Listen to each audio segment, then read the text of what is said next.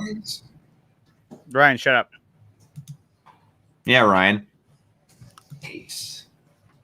Well, I'm just ordering something off Amazon. Why are you doing that off now? Amazon We're about during to- the show? Yeah, we're about to start the show. You're going to order How something? disrespectful. The nerve. The utter gall. Seriously, you know what, Ryan? You deserve this.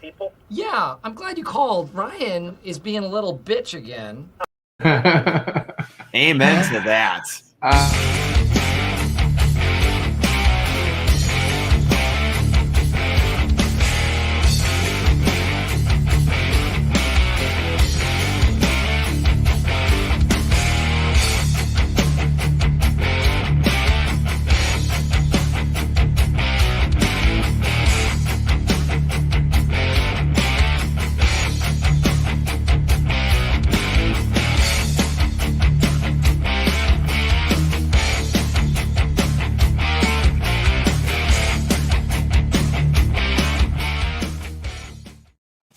What's up? Hey. What's up? And it's next day delivery.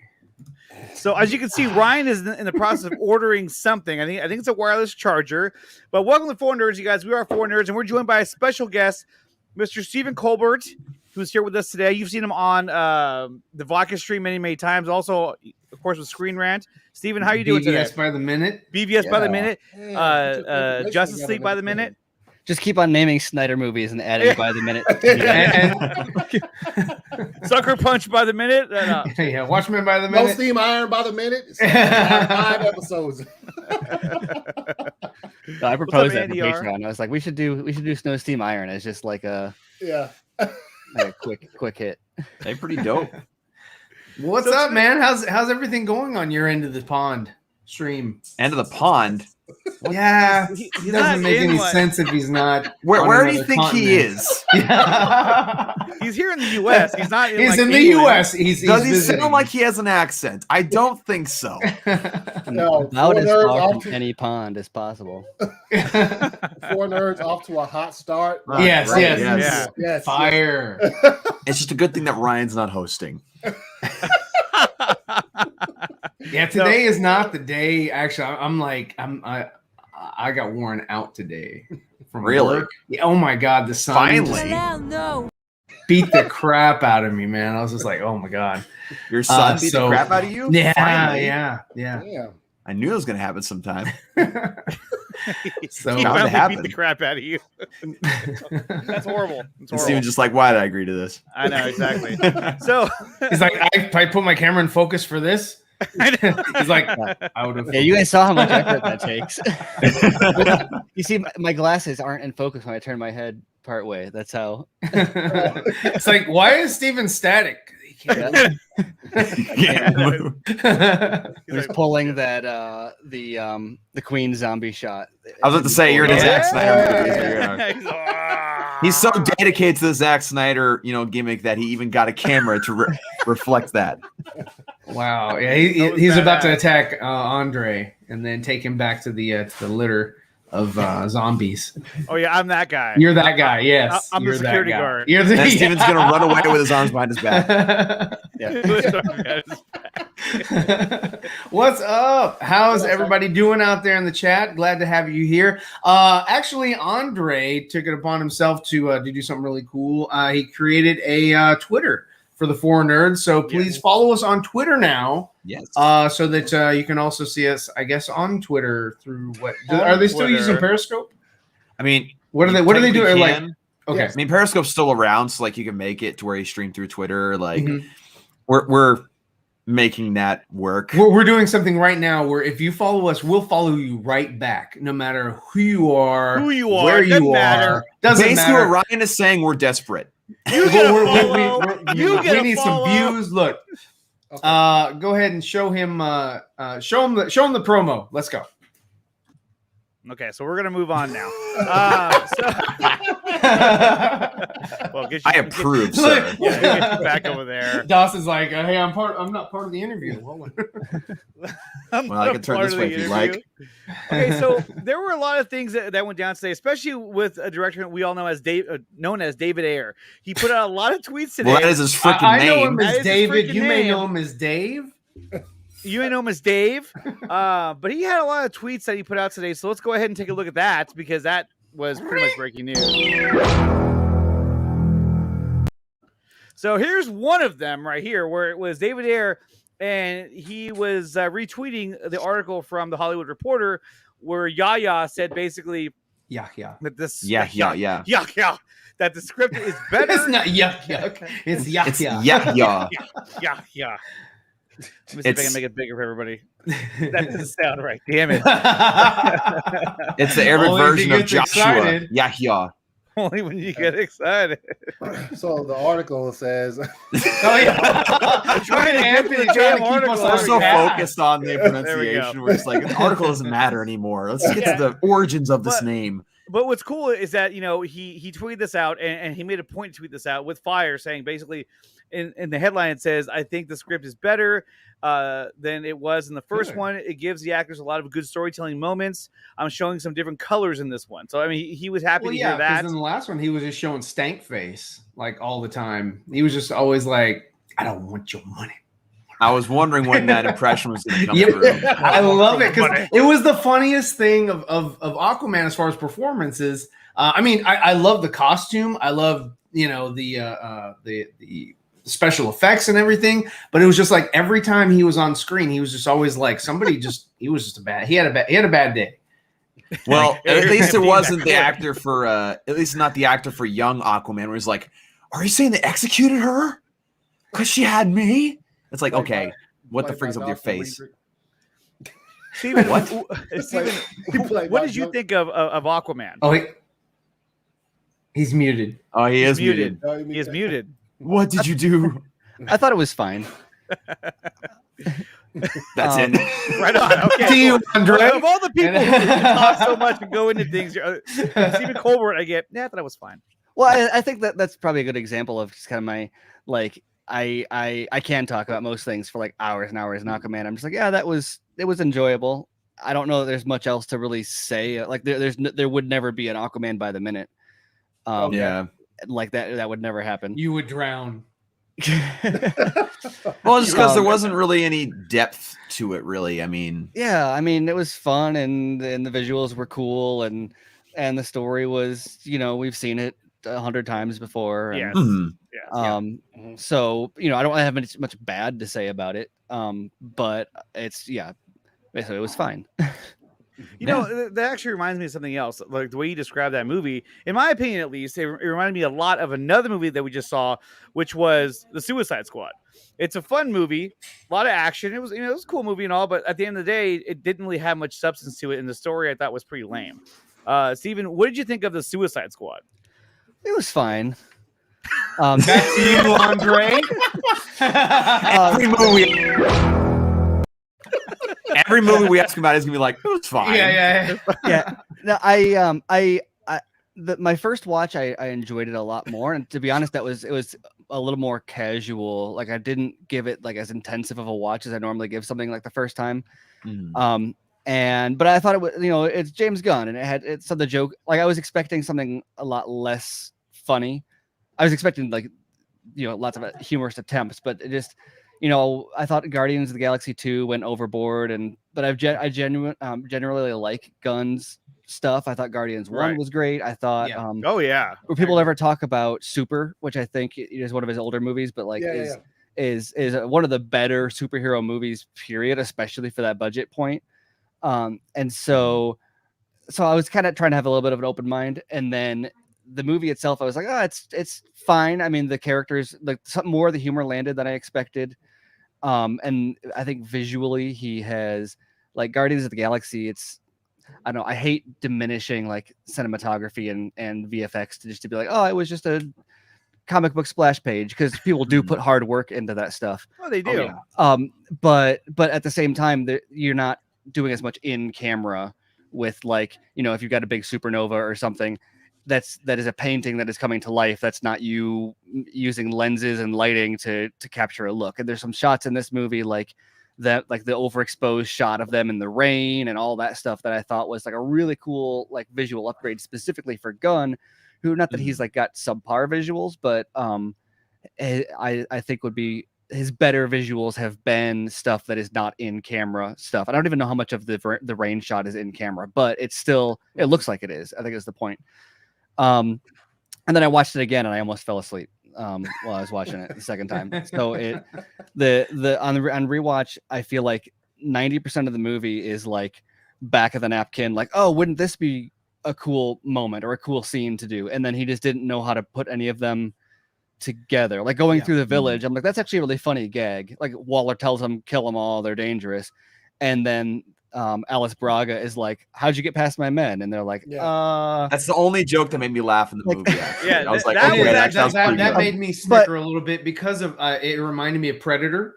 Yeah. When they were going through that little, the camp in the beginning of the movie, I was like, oh, it's reminiscent of that. And then they try to add some humor, like behind the back shots and stuff like that. But that one moment where she was like, why didn't my team, my guys alert me? I was like, oh yeah, that's pretty good. Exactly. But then they had no idea how to translate from, like, how do we get from that moment of, oh shoot, those were rebels, into like meeting Milton. And like, it would have been almost better if they just like done a smash cut to, she's like, where's my men? And it's like smash cut 3 hours later.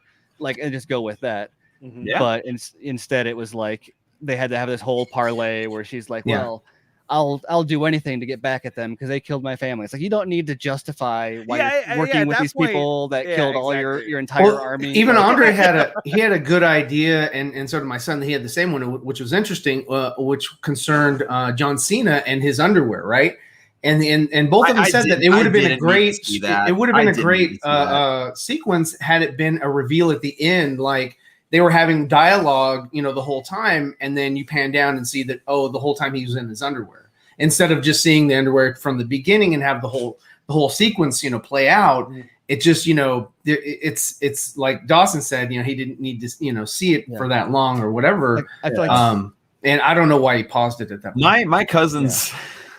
My cousins and I watched it together, and the first time we saw it, we're just like, "What? Why?" And then they kept panning back to him, and it's like, "Why they keep showing me this? I don't need to see that." Well, that's why.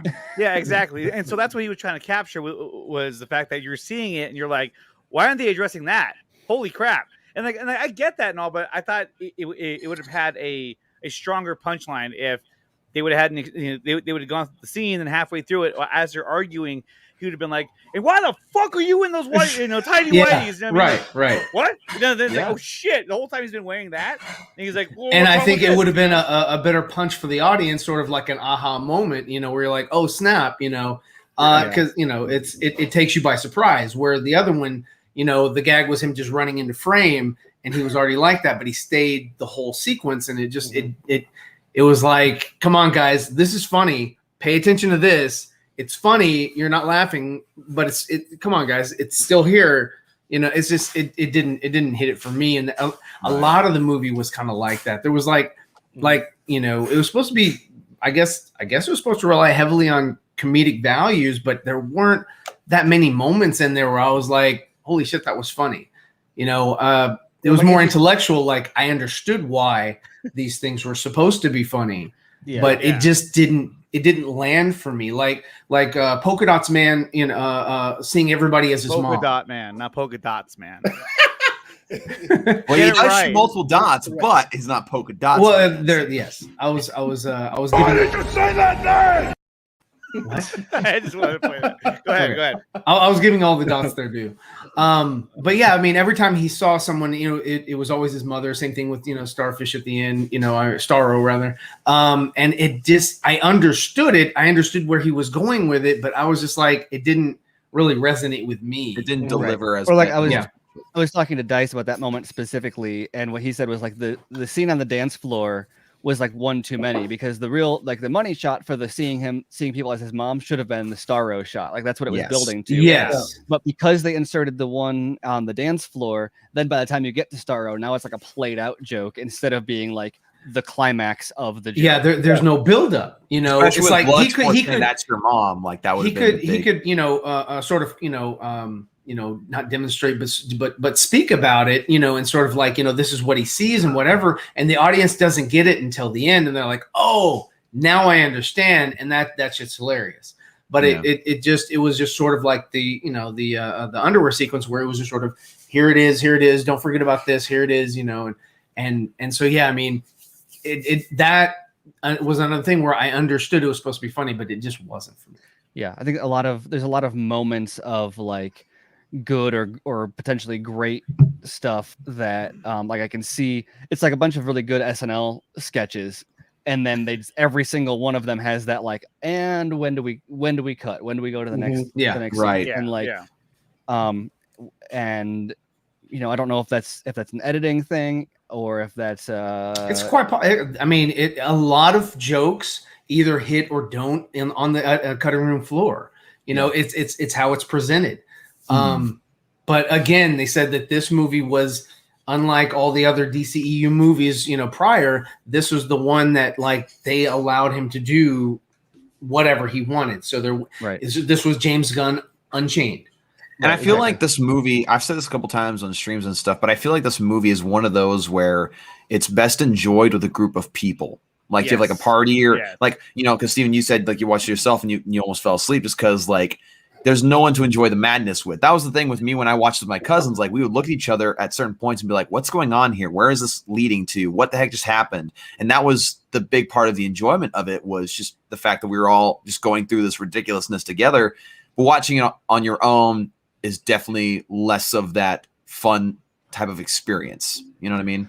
Yeah. Well, I said, ironically, I think I put this on Twitter, that like after all of the Scorsese stuff kind of getting riled up again in the week before release, at the end of the day, it's very much a theme park ride, like through and through, where it's an entertaining, like you're either in it for the loops and the dips and the drops, or you're like, there's nothing else to it. It's like you're either on the ride or you're off the ride, and which is it's a valid form of entertainment. It's just ironic that like of all movies, when he was like, he had just been talking about like, well, I think that Scorsese is wrong, and he's like, and that's what I made is one of those. Like is he trying to?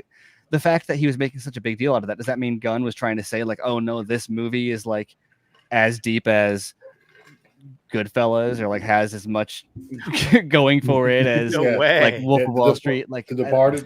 Does he does he think that? Because I don't think that you don't need to put these movies on the same. I don't need my superhero movies to be it's cool if they're like The Departed, right? There's different genres, there's different levels of, and I love my theme park rides. So like, exactly. So it was just weird for him to be like, oh no, this is different, and then no, that's what it is. King Shark like, this is cinema. There he is. Well, it's like I was looking at the Hollywood Reporter today because they came out with an article about the Suicide Squad and James Gunn, and they were talking about how James Gunn was treating comic book characters with emotional sincerity, and it's just like, as far as maybe Guardians of the Galaxy, I can kind of see that, but as far as the Suicide Squad, I don't quite see that as much. Like you see these fun characters, and like, they have some moments where you can kind of be empathetic with them, like, Ratcatcher with her father, or like King Shark with like the whole friends thing. But like, other than that, that was very much surface level stuff. And so I don't know. It just kind of rubbed me the wrong way that they said in that article. And I was like, I don't really see what you're getting at here.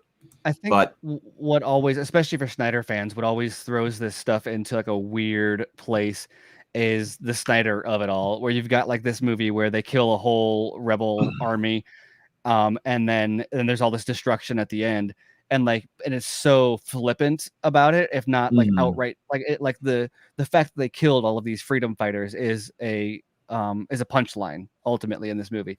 And I don't think that's inherently wrong. It's just different tones. But I do think that one of the things that you see with movies like Man of Steel, for example, or BVS, is that critiques over the like story choices and all that kind of stuff aside, people don't always know how to process like what they're feeling. And so if you show someone a tragic character on screen and you make it feel tragic, people have a bad feeling about that, because you should have a bad feel. Like if you see someone being killed, that should not feel good. That should not be that's not, as Snyder said, you shouldn't like make violence appealing to children. And so then when you go and you do that in a movie like this, you can have similar subject matter, and people feel like it resonates with it more because it doesn't hold their feet to the fire, where it's like, oh, here's Polka Dot Man, a tragic character, right? And he meets a tragic end. But because there's so many lighthearted moments, he'll hit on the dark stuff, and it'll hit you, and you're like, oh man, and there's a joke, and you're like, oh, good thing I don't have to feel bad about that the rest of the movie. But it allows people to like process lets it. you off, Yeah, I mean, as far as character development, I think Polka Dot Man had the best, like, you could really relate to, to his character a little bit more. Honestly, than I keep saying this, and I will keep saying this. Polka Dot Man should have gotten the HBO Max miniseries instead of Peacemaker. He was by far the most interesting of the Suicide Squad characters. That'd be kind of difficult because he got squished. Well, that's what I'm saying. They shouldn't have killed him off. That'd be very boring. It's like, or maybe there he is. Maybe should have made all like they needed was a on post-credit the scene street. where they say his heart's still beating. Like, Spoiler alert! Spoiler alert! Yeah, spoiler alert. Oh, they put it up no, there. but I will say yes, I do agree with them because I will tell you right now, as soon as when they were announcing this movie and then the castings were being announced and things of that nature, like when they said Polka Dot Man, I knew of him, but I was just like, okay, for real. Yeah. Like, you know what I'm saying? As far as the roster goes, but also they put it out there that it was going to be, there were going to be obscure characters in this. So I think that's what he did. I came into watching the movie not expecting shit from Polka Dot Man, and that was one of the really pleasant surprises that I had in the movie. A very surprising character. He was actually the character I was looking forward to the most because of David Dashmalchian. Because the fact that he was in there, I was like, okay, you could either have him be really funny or actually make him kind of deep because he has that range with acting. So the fact that they made him actually have an interesting backstory and like make his powers actually unique and very cool to watch visually on screen, it just felt like such a waste. And then as soon as you see the cut right before he gets squished, it's just like, okay, well, he's gonna die. Well, there it is. That sucks. They should have kept him. I mean, you could see it coming. You knew it was gonna happen, and that was a lot of the fucking superhero. Yeah. Like, oh, here it comes. But all the way from that trailer when they revealed that shot, I was like, yeah, he's gonna die. Yeah. I think with Gunn, he took an obscure character or the most obscure character that he found in the catalog, and I think that's one of the only, or not only, but one of the major wins for him for the movie was that he actually took an obscure character from the comic book and he made it palatable on screen. Yeah, and I think that's like he can take that particular scenario home with him and say that's a win. Minus the whole King Shark. I mean that dude really had no. And Krypton Cage actually points it out. Yeah, Gunn did look up who's the dumbest DC character and then picked Polka Dot Man because of that. And it's like, you know what? His character felt like you were learning about his character in a more organic way, where it was just kind of, you know what I mean? So it felt natural the way he was kind of telling his story and the way it was coming across. And I do agree that the whole mom joke should have been left towards the end. That would have been cool. But I think it still worked at the end because you knew it was coming. Now it's like, oh, there's your mom. Freaking huge. Yeah, if he just like he said, if he just referenced it the entire movie, just referenced it. You gave the audience clues. Not even the jungle shot where he's looking up at him. Right. Him, like just straight up. All he did was reference it. Yes, and then at the end when he looks up at Star, he's like, "Oh shit!" and it's his mom's. Yeah. There was this meme that someone made. I shared it on Twitter where someone spliced the scene where Bloodsport's saying "That's your mom" with Stephen Neeson from Justice League. Oh yeah, and he's like looking at him like growling, and he's like, "You know what that is? That's your mom." And it shows Steppenwolf like, "Mother," like all smiling and stuff. Like, oh gosh. Now, this is something that I was also salty about as well, was the death of Captain Boomerang. Yes. Steven, did you think that Captain Boomerang was going to die so early on? I thought there was a good chance. I mean, he wasn't. Looking at the promotion, it was pretty clear that he wasn't in it later on. But also, it just, I don't know. There were so many characters cast that a lot of them were going to be, and it just didn't feel like he was going to tell a story that relied on so many of the original, it's the Suicide Squad. Like, you're supposed to cycle through, a roster. Except if you're Harley Quinn, right? Of course, that would have subverted my expectations. Like, oh snap, they did it. I mean, even Margot Robbie was like, I don't want to play this character anymore. That's a perfect time to like kill her off. Like, they wouldn't have killed her off. They would have been like, okay, we'll just recast you. We'll just recast. Multiverse. Multiverse. We'll get that chick off Instagram who looks exactly like her to take her place. We're in talks with Scarlett Johansson. We'll have her take over. No. Scarlett Johansson. Steven, have you heard anything about that? Is that really true that Warner Brothers is trying to go after Scarlett Johansson to bring her into DC? I wouldn't be shocked. I mean that's kind of their MO, right? Like, like Whedon and then Gunn and now Johansson. Like, I mean, well, I mean, Dismelty even what's his face? That Shazam, he came from Marvel, and you've got the other guy, Digimon Aslu. He bounces back and forth between Marvel and DC. Huh? you heard me. I didn't stutter. And some of those characters are just guys that have just been in a million comic book movies by their Digimon Hansu and Desmelchian have both been in tons of stuff. Yeah. And so I get a little bit hesitant. It's easy to be like, they just want to be like Marvel when it's the pool of actors that haven't been in a Marvel movie is getting smaller every day. That's true. But also like that would be a big get for them for like PR reasons and to have her come in for a big role after leaving Disney on bad terms. Definitely, she's the new Batgirl. Yeah.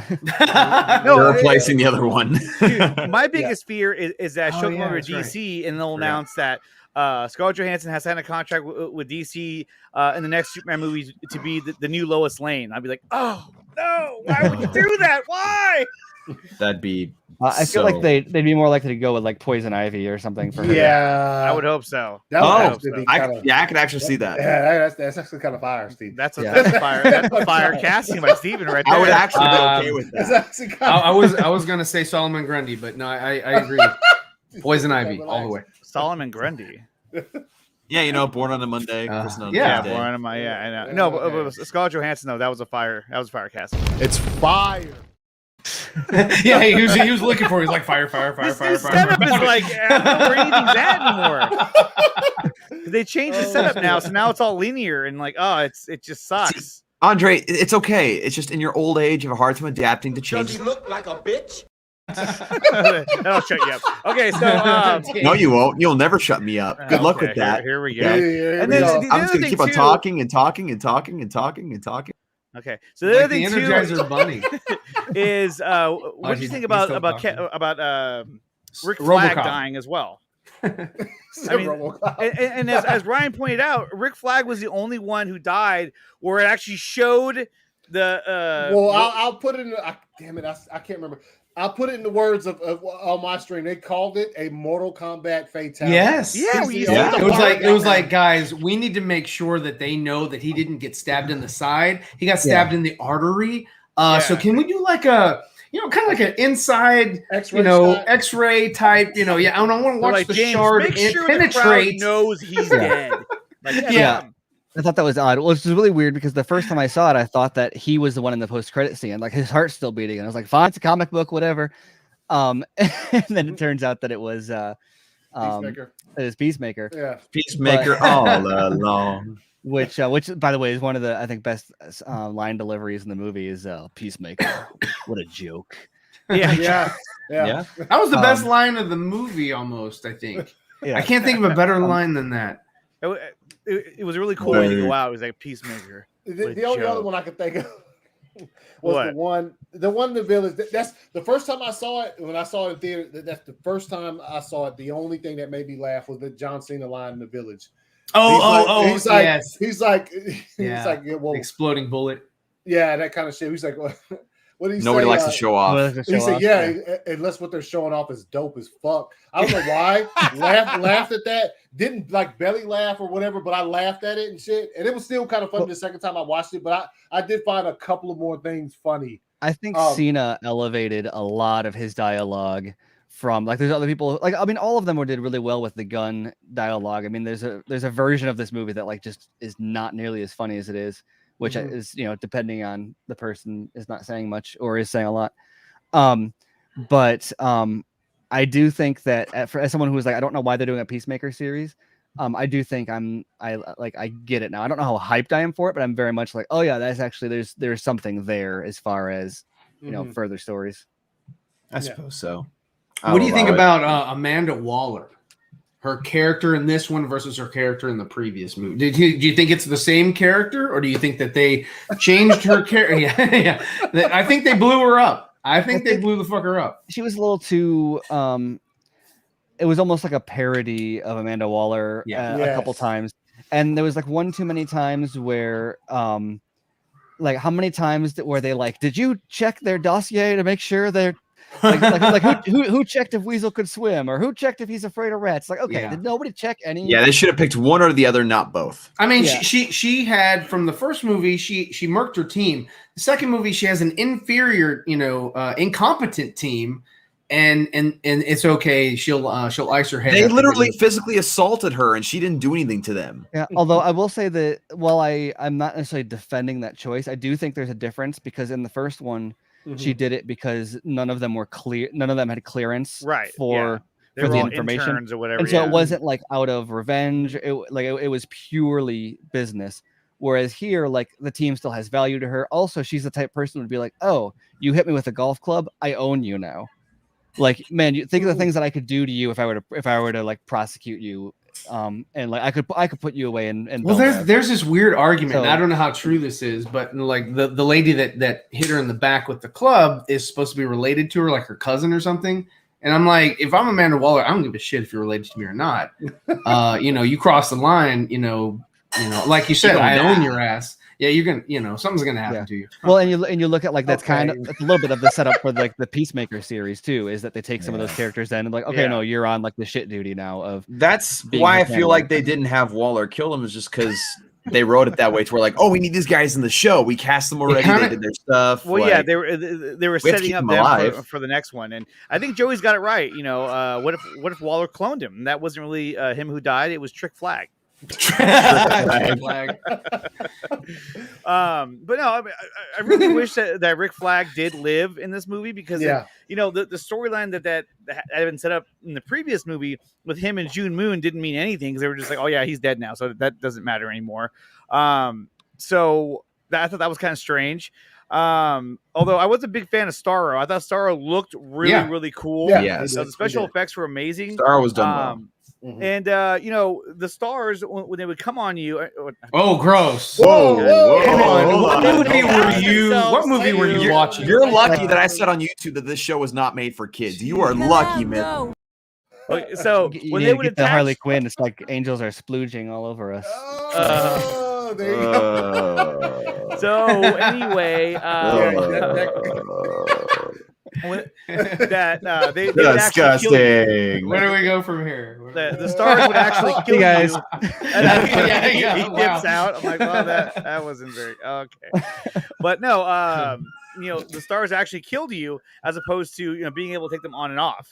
And that was an interesting kind of detail that they added in there, because as I understand in the comics, that they would attach themselves to you and you were able to take them on and off. Ryan, remember we were talking about that? Yeah, we were talking about that. We were. But this time I like the fact that once they got attached to you, you were done. I like that, because that means like, once they cut, I was about to say the same shit. Once they attach themselves to your face, I like that idea that like you're a zombie now. I do like the idea, but I also like the idea of like, the Flash or another superhero getting one on their face, and then they can take it off at the end, after they've whatever, and they're not a zombie and they're not a corpse or whatever. But that was one thing that I thought that this whole movie was missing, was I thought that Starro should have taken over a metahuman. And given the team another dynamic, not just hey, get the rats on the starfish that apparently can't do a cartwheel with five arms, 5 legs. Well, it does at one point. It's Patrick Star. It's Patrick Star. But I thought that with Polka Dot Man or with another character or whatever, that would have been awesome. If he didn't die in that sort of like he got squished, if he had died because he had a starfish on his face, and his metahuman powers, they had to find some way to isolate, and take him out. And they didn't, and it was just like, I thought it was a missed opportunity. I thought they were going to do that like to the Thinker, and it was going to allow them to like tap into the network of Jotunheim or something like that. He didn't do much either. He was like, you need into this place. I've got the codes, and there was a lot of you can smash my face into this. I'll still let you in. Yeah, Yeah. exactly. There's a lot of like surface level allusions to like bigger things in this that didn't really like go anywhere beyond that. Like the Thinker was one of those. They also had stuff like the whole Jotunheim thing where they were like what do you say, if God, if this is God, or if God exists, isn't this proof that he's not good or whatever? Which is like a cool line, and like a lot of people like say it calls back to BVS, but like that has no bearing on what happens up to that point or after that point. It's just kind of like a good line and then they move on. Yeah. And that kind of thing happens like quite a few times, which you can't knock it for being a good line, but also you can be like, okay, so they had this cool idea and then just thought that was sufficiently addressed at that point, I guess. Yeah. Like we just made the reference. We're gonna go. Yeah, I mean, they could have definitely have done that. Where going back to what Ryan was saying about how when Polka Dot Man was like, "I'm a fucking superhero," and then all of a sudden a star hits him. You're like, "Oh fuck," because he wasn't paying attention. And then they would have had to deal with his abilities as he's trying to now kill them because he's being controlled by Starro. I think it would have given the team more to do because King Shark, he jumped on Starro and started eating him a little bit, and then he got tossed into a building. Done for the rest of the movie. Yeah, I mean, it was very much a like what everybody criticizes the third act of superhero movies being. It's just like the big CGI, like it was like the Stay Puft Marshmallow Man. Yeah, pretty much. It's just like the video game ending of like, oh, there's a boss, and we got to kill the boss. And there was kill the boss. Yeah, like even like Harley Quinn's entire story could be edited out, and I think that it wouldn't even be noticeable. But especially like at the end, like the javelin is it makes the javelin seem relevant, but like no, the rats could have gotten in there, or like they could have shot the eye with or something like they didn't need her. Well, I mean, she kept getting it throughout the whole story. The guy that died, I don't know, I guess his name is Javelin. His name's Javelin. Yeah. Bequeathed it to her. His name was Spear, actually. Bequeathed it. Yes, she queefed it. Yeah. No, she. Oh gosh, Johnson, you know what that is? That's I'm shocked. I went to high school, man. So but I mean, she picked it up. She found it again.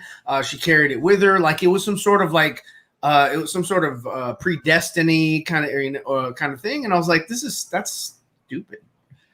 I don't know. I thought it was dumb. So I was like, that's stupid. That's my criticism. I thought her character was really cool in this movie. I did enjoy her take on the character, although I did feel that the scene, the little storyline where they were trying to, he wanted to marry her, the president of that country. That was. See, you made Stephen leave. Yeah, he's gone.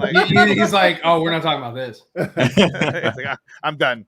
And in other news, but no, I thought that scene where he wanted to marry her, I thought that was a waste of time. Why are we doing this? Why are we doing this right now? Like it was only for her to be like, and it, it's funny because like that shit caught me off guard so bad. Yeah. Like when she shot him, it was loud as fuck, and I was like, oh, what the fuck just happened? He's like.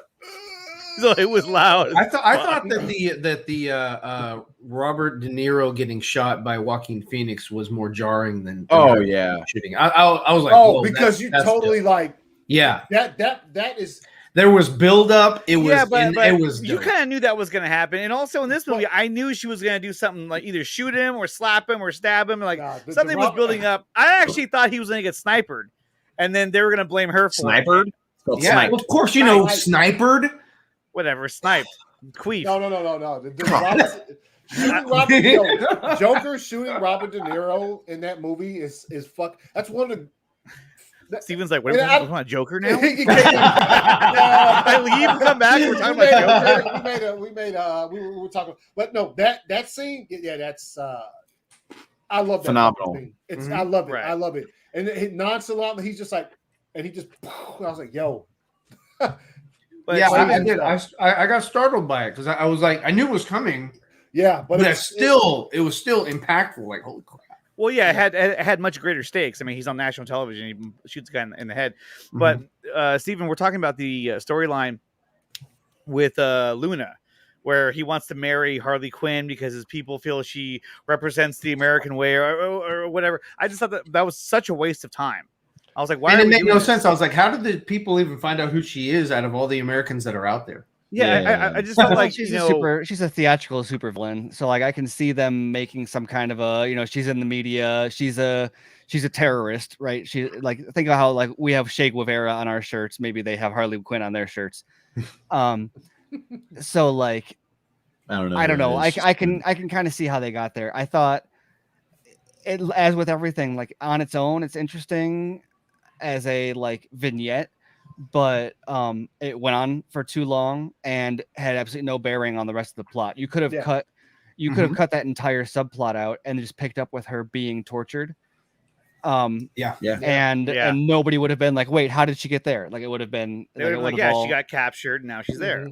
Yeah, it was like, hey, you're in a hole, here's a dress. And and then it was weird. She was in the limo or whatever, and they were doing her hair and her makeup. She was like really into the whole getting made up thing. Then she kind of looked at it like, oh, there's a mirror there that's been there the whole fucking time. Oh, but now I look pretty.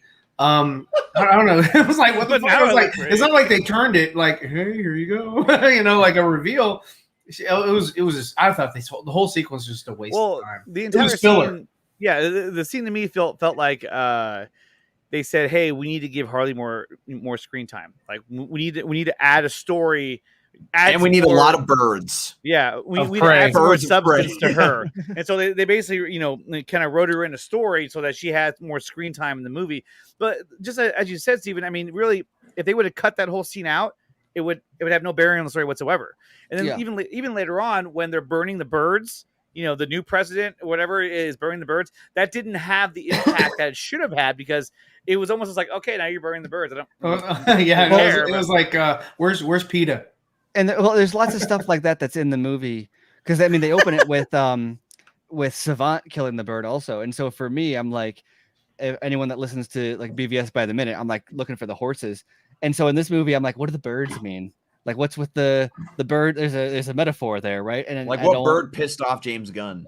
Yeah, exactly. Or like what like what's the symbol like what's the symbolism here? The birds, is there like every time the birds like and maybe I'm just not picking up on it. I don't want to deprive James Gunn of the notion that there's a deeper meaning there. Or the same thing with reflections. There's this motif of it opens with a reflection. They tell the stories of reflections in the window of the bus. That reflection shot was pretty good. The reflection in the helmet, the reflection of Harley looking in like there's reflections all over the place in this, and I don't know why. Or like King Shark in the aquarium, and they're making a reflection of the other fish are making a reflection of him. It's the type of thing where you'd think like a deeper analysis would suggest that like reveals some kind of layered meaning to what's happening. And sure, because again, same thing with that sequence in the aquarium could have been edited out. It wasn't needed. It was and it had that moment, that Galaxy Quest moment where it was like, oh, they're cute. Oh, they're evil. And it was dumb. Again, I was like, King Shark, every single fight or every single interaction, he kills one individual and then he's done for the whole fight. And they were like, no, you can't kill him. He's the heavy hitter. And he did no heavy hitting. Yeah. I mean, he did some. I mean, he tore the guy in half. That was an awesome scene. That was a pretty good shot. I mean, visually it was awesome. Or like I was expecting him to like go more in on, because they made the whole deal about like Num Num with Starro, and then it made him look weaker because it wasn't doing anything. Whereas like it's a starfish, make a joke out of it, like eat off one of the whole arms and then have it grow back or something. But at least show that he's capable of inflicting that level of damage, even if you're not going to have it be consequential. At least depict it happening. God. But I mean, even when he was at that aquarium scene, that was another scene that if you cut that whole thing out, it had no bearing on the story whatsoever. Yeah, nobody would have been like, I mean, and you'd have to cut all the fish out from the next, subsequent, minutes. But yeah, nobody's going to watch that and be like, oh wait, there's definitely something missing here. Like, how did they get from A to B? No, because it'd just be gone. In the same way, like, if you cut all that Harley stuff out, nobody would be like, wait, how did she get in prison? Because she was on the beach and now she's there. And it just so happens that, you cut all the president stuff. She'd have way less screen time, which is unfortunate and probably a problem. But nice one, Krypton. Don't just not go there, okay? Reflection on America. No, but the thing too is that, like, so they get in the elevator and they're like basically like, "Oh, you don't fit in here. Use the stairs." He's like, "Rrrr." Then he ends up I'll in take the stairs. he goes into that room that has a big old aquarium, which I'm like, where is this? Okay, whatever. And then they just form into the shape of his body, which I was like, wait, what is this about? And I thought maybe it had something to do with the fact that he's an ancient sea god or whatnot. Like he would learn something about himself. Or I thought that they were gonna like reveal something to him about Starro that the other scientists didn't know, or he was gonna command like the fish to aid them, or something that like that made his power like, or like made him not so dumb. Even that was like, oh no, he's actually brilliant. He can't communicate with us. He called upon Jason Momoa like, no, I gotta correct you. The water talking. Yeah, the water does the talking. But no, and I felt like something more was going to come of that, and really all that came out of that was a bunch of crazy fish just wanted to eat King Shark. Yeah, and as Ryan pointed out the other day, they weren't attacking anybody else. I mean, they were pulling them off of King Shark, and all they wanted to do was eat him. They weren't like, they were going after anybody else. So I was like, okay. And they're like, we don't have the budget for that.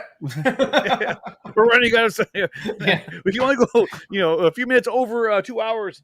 But so there was a lot of things in there, and I agree. There's a lot of reflection shots that I thought would, kind of say more about the movie, but it kind of didn't. It was just kind of a cool shot, and that was it. You're supposed to reflect about on your, or like when they do have the reflection shot, they're in the car, and they've got Taika Waititi with a literal needle in his arm. I'm like, I don't I'm not like, oh, we don't need. I'm not like, I don't care about how graphic it is. It just feels like, I don't know, cliche. Like, it's just like.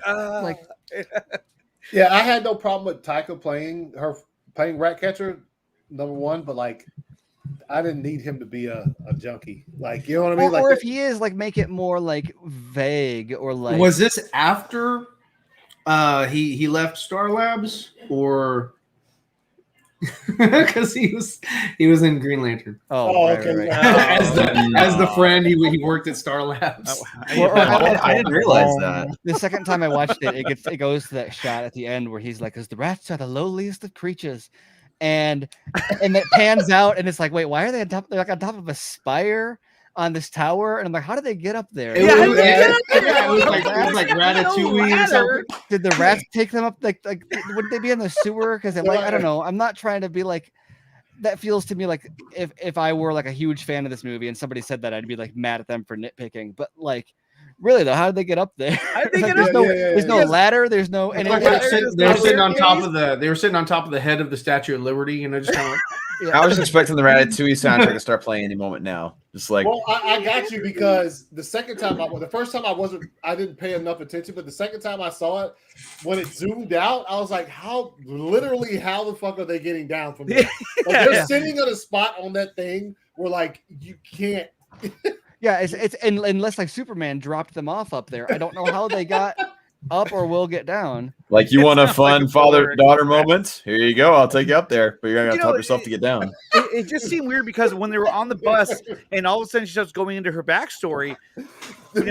Although Polar Express, although I wanted to hear the story, the way it was portrayed, which I thought was cool. I was on the reflection again. It was on the window. It felt really. It felt like I was watching a Disney cartoon, the way that it was being told. So I was kind of like, oh, okay. And I'm a tragic character. My father was a Ratcatcher too. Well, and Taika Waititi's character with the hair. He was Ratcatcher 1. He was Ratcatcher also. She was like, my father's burdens, and it's like I can see him shooting up. Like, he's literally hitting his vein on his arm. Like, you don't need to call it like either cut the reflection, or like he doesn't really control rats. It's just all in his mind. Yeah. But it's just weird how she's like the way so strung out, bro. The way she's phrasing it is so like he's just schizophrenic. Is so vague about it, and then it's like extremely explicit in the reflection. Yeah, it was just like, oh man, and that was the thing too. Is that at times the movie tried to get when they were doing their whole stories, especially on that story, it tried to get really serious and grounded at one point, and like kind of get deeper. And you're like, well, wait a minute, why are you doing this for? Because right now you are a very surface story Just stick with that. And all of a sudden, it's like, yeah, I mean, you know, it's the gang in a bus with Jabberjaw in the back, going through and doing their thing or whatever. It's supposed to stay that way. Like, oh, hold on, pause, guys. Yeah, there he is, Jabberjaw. But I mean, it's just like when she was telling the story, I kind of like in my head, I was like, all they need now is just like for the rest of the bus to go dark and just have a spotlight on her. You know what I mean? Like she's on stage And a violin to play. Yeah, I was just like, what is going on with this? You did it again, Every time I talk, he leaves. He's like, all right, I'm out of here. He's like, oh, Andre's on it. I liked it. I had no problem with it. But it was true. How the hell did they get up there? Because it didn't show a window. So you could argue that the rats brought them up there collectively, kind of like you would at like a concert. Crowd surfing. Crowd surfing, yeah.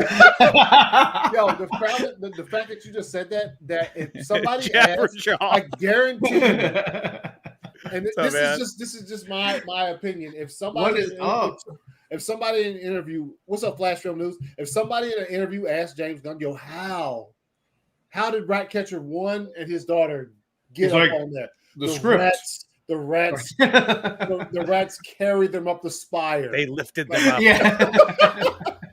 But kind of like what Stephen was saying. They're like, careful, they're heroes.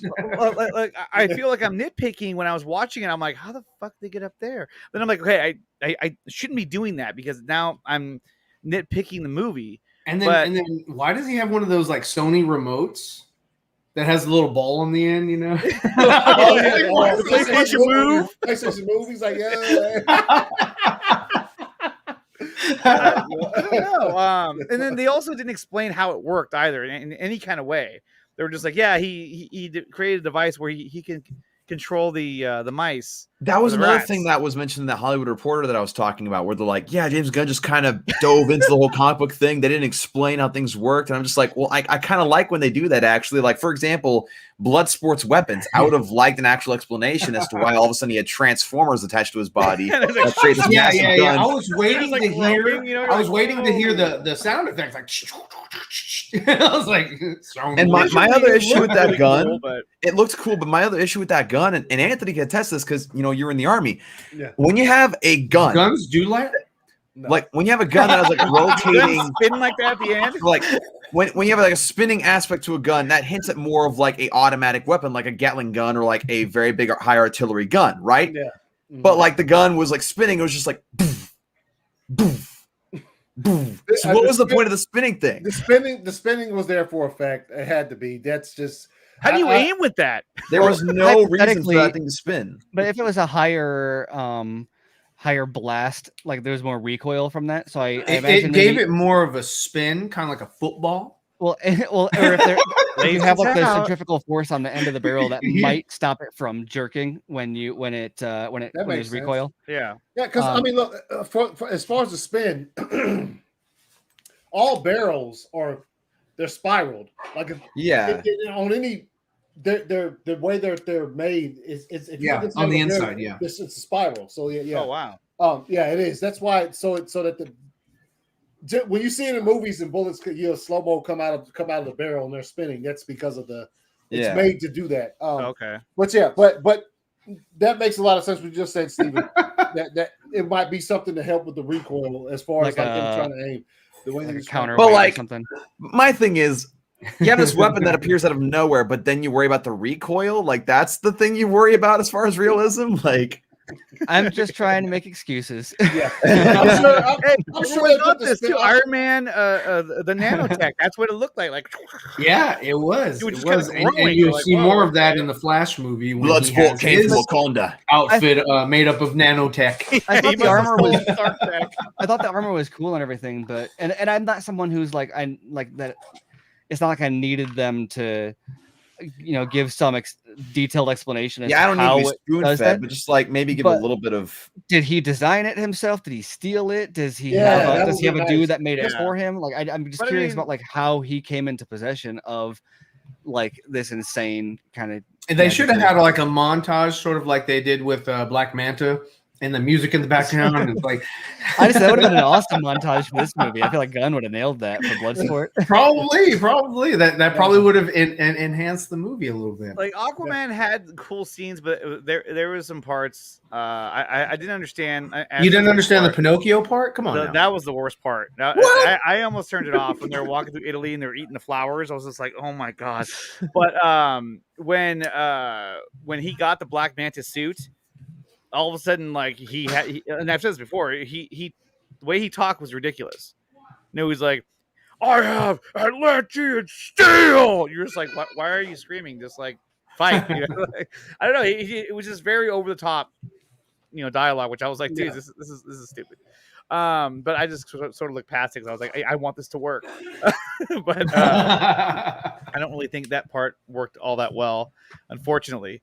But overall, I mean, Suicide Squad, it was a fun movie, and I'm not trying to dog on it whatsoever. Maybe a little bit, but you just did. Well, I mean, a little bit. I mean, an extended period of time, you were just like, "Yo, this movie sucks." I mean, it had some good aspects to it. Yeah, no, I've said it before. It wasn't complete trash. But at the end of the day, it's just kind of a stupid movie. I mean, it was a popcorn flick, and that's it. It didn't have a lot of substance. They didn't establish much of anything. So that was kind of. Why are you hating on it, man? You come off as like this big bully. I'm a big bully, man. You gotta watch out for me. I know. Jeez. Sorry, everyone in the comments for all the negativity. Yeah. My gosh, man, I'm so negative. I am. It's exhausting working with him. You blew my cover. You took somebody had to do it. Somebody had to do it. You had to find it because yeah. He's like scrolling. Well, the way it's set up now, it's so hard. That's true. Yeah, exactly. But David Ayer, we started with. She certainly did. Yes. But going back to David Ayer, he did put out a tweet earlier, which I don't have a copy of, unfortunately, because he took it down, talking about how Hollywood is basically just power hungry, and I thought it was a really cool tweet. And unfortunately, I did not screenshot it because I didn't think about it getting taken down. And the power hungry people came and told him to take it down, and literally proved him right. Yeah. Well, I mean, they're like, you can't do that. The Nickatina Show.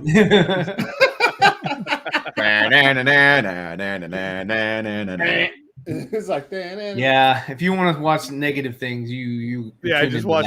He has a whole segment of a show called Negative Nickatina instead of Negative Nancy. No, it's Negativa. Negativa. Ew. Okay. What happened? So yeah. Here's another one here that he put out where he goes, this goes to the heart of it. Thank you. And this is from Shiraz Faruqi. And it talks about, or Shiraz says, the line between journalism and entertainment journalism is sometimes blurred when maintaining favorable access to studios favorable access to studios is the priority. When the billion-dollar conglomerate speaks, it's commonplace to follow blindly. For critics, takes a few influencers to build a narrative. And so David Ayer, firmly agreed with this, that some of these, outlets are, wanting to keep their access. Mm-hmm. And I don't want to put Steve on the spot because he works for Screen Rant. I'm not going to be like, hey, is this true?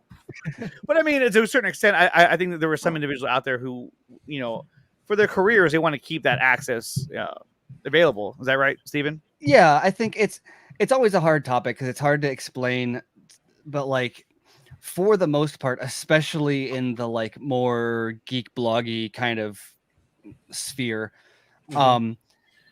that. Not that like nobody has any integrity at all. A lot of people, do try to, but also ultimately these people are all fans of content, of creators, of whatever. And so there's all sorts of biases that exist with that. And so look at like outside of the blogosphere and like journalism and the kind of discussions that you have with people on Twitter or just at a comic book shop. Like take Twitter and the internet out of it and just like the kind of debates you'll have about DC versus Marvel or whatever, dumb stuff you've ever argued with people about, Star Wars versus Star Trek, whatever. And then you take those same people and you give them a byline at a blog site and how many of them totally 100% shut off that sort of motivation or drive for their perspective to be the dominant perspective. And so you wind up with this weird mix of like very professional journalists who like have gone to school for journalism or worked their way up, and then you've got people who I'll just volunteer like me, who like I don't have that in my background, and so I wouldn't. It's like how do you? Is that the same standard that I should hold myself to, or are all like the YouTubers and the bloggers, like, are they a different class of whatever? But the fact of the matter is that there is a sense of like bias or team sports that people aren't even always aware of that they're playing into. And it's really easy, especially from the outside, to imagine conspiracy. I mean, probably I'm sure you guys don't want to dig into this angle too much deeper, but I'm sure you've seen it recently with the motion comic stuff, where the second there's any sort of controversy, people have all sorts of ideas about, oh, well, I know there is all this secret back alley deals and meetings. Like, okay, maybe it's they easier. Create something that's it's a weird narrative that doesn't exist, and it's like, how did they construct this story? Yeah, exactly. Yeah. And so sometimes how it's like connect these dots. Not to say it's 100% a parallel or to point fingers or anything, but it illustrates your point. Yeah. Not to say that like there's no shady dealings or no impropriety or everything is handled perfectly, but also not to say that like there is a cabal of influencers scheming to get Zack Snyder or whatever. It's usually like somewhere in the middle of like, you kind of just, you take all the bloggers and the journalists out of it, and you look at like the comment sections on an article, and you have people saying, hack Snyder and all that stuff. So then, that's the same people who are the influencers, the journalists, the whatever.